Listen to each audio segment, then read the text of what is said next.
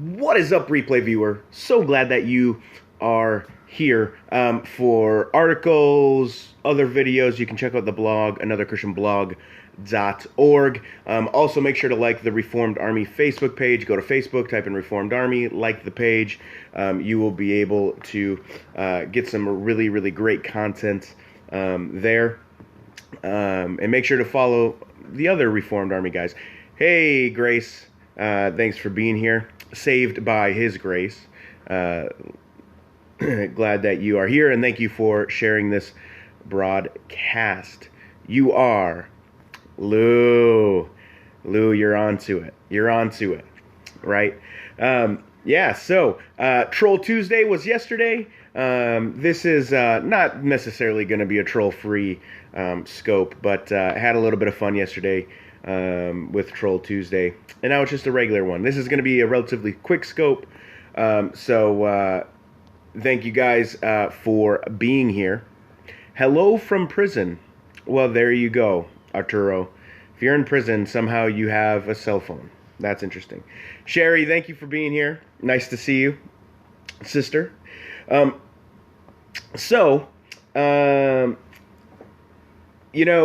interesting. Hey, Dubai.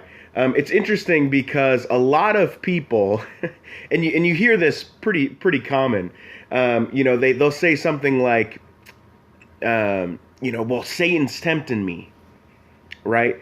Or I got demons tempting me everywhere that I turn. Or you'll say, well, God's just tempting me with this. This trial, it's God's tempting me with this. And what we, most of the time, fail to recognize, and what Christians oftentimes, thanks for being here, Sahid, what Christians fail to actually communicate to people is, no, Satan isn't just tempting you. Satan doesn't run around. He's not all powerful. He can't be everywhere. And he's not whispering in your ear, tempting you to do things. I'm doing well, Sahid. I'm doing well. In James chapter 1, it tells us exactly how we are tempted. Starting in the 13th verse. So James chapter 1, starting in verse 13. Let no one say when he is tempted, I'm being tempted by God. For God cannot be tempted with evil, and he himself tempts no one. So there it's clear. God does not tempt anyone. God does not tempt people because he himself cannot be tempted. He himself is absolutely sinless. He is perfect. He is holy, but he does not tempt anybody. Verse 14, but each person is tempted when he, that's the person, is lured and enticed by, does it say Satan in verse 14? No, it doesn't. Lured and enticed by his own desire. We are lured and enticed by our own desire.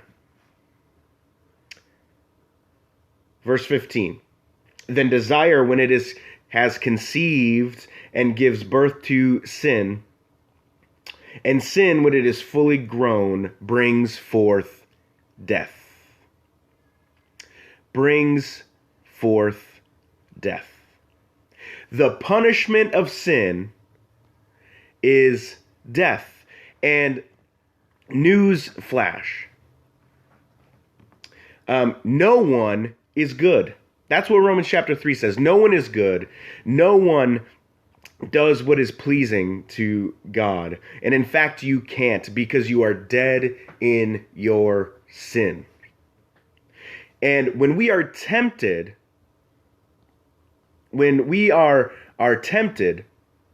it is because of our own desires. It has nothing to do with Satan whispering in your ear, and you got the good angel over here saying, hey, don't do that. And you have the bad angel over here saying, no, you should do that, right? You have the demon over here saying you should do that. No, we are tempted by our own evil desires. The evil that resides within us, that envelops every human being. That is what we are tempted by. And as Christians, exactly what kind of God constantly tempts people? Well, God doesn't tempt people. And if you were listening to what I was saying, you would have realized that, but apparently you didn't, which is fine.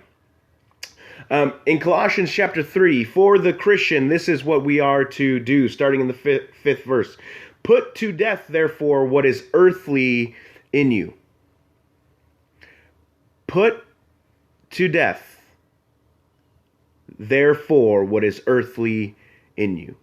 We are, as Christians, to put to death our flesh, the thing that drives us towards sin. We are to die to that each and every day. And then verse 9, do not lie to one another, seeing that you have put off the old self and its practices and have put on the new self, which is being renewed in knowledge after the image of its creator. We are to put on the new self. We are to walk in the righteousness of Jesus Christ.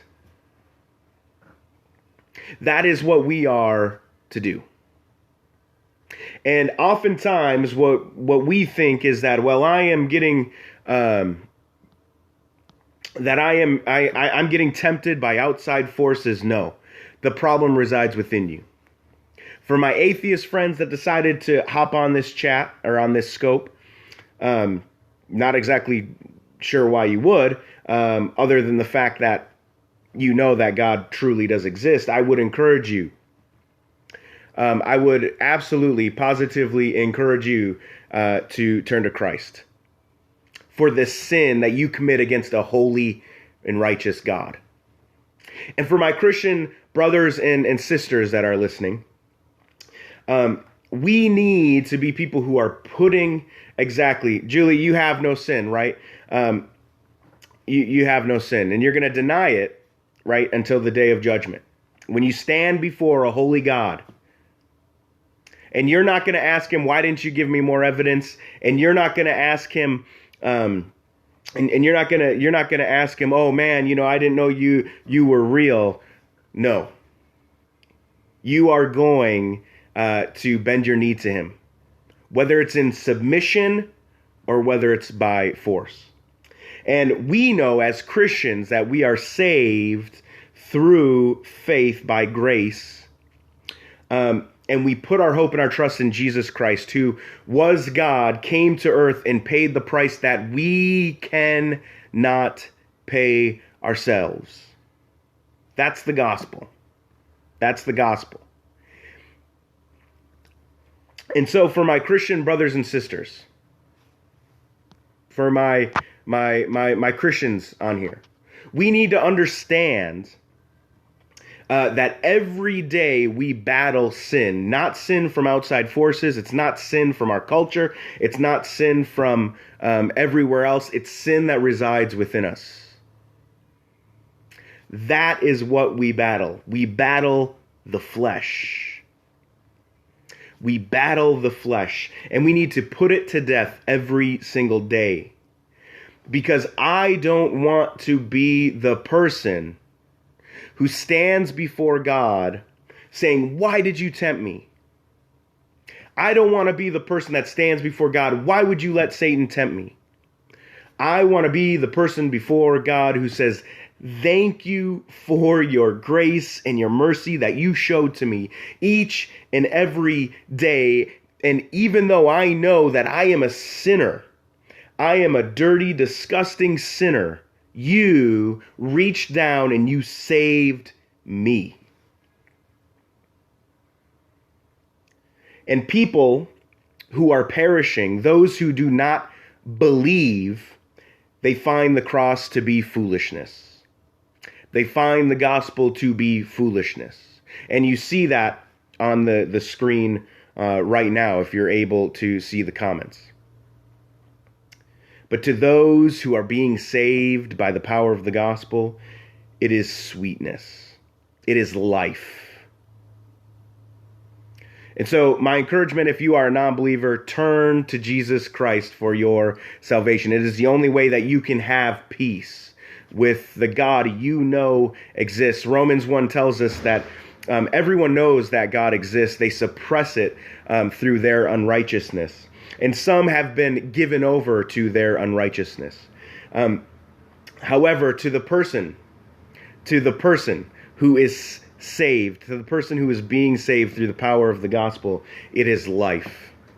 And so do not forget to put your flesh to death each and every day. And my hope and my prayer is that you turn to Jesus Christ for your salvation, because he is the way, the truth, and the life. And nobody will come to the Father except by him. So, guys, God bless. I pray and I hope that you have a great day. And unfortunately, even though Troll Tuesday was yesterday, the trolls decided to come out and play today, which is great because they get to hear the gospel as well. So, guys, God bless. I hope that you have a wonderful rest of your Wednesday. And Bryce, you're very welcome. And so God bless you guys. We'll talk to you later.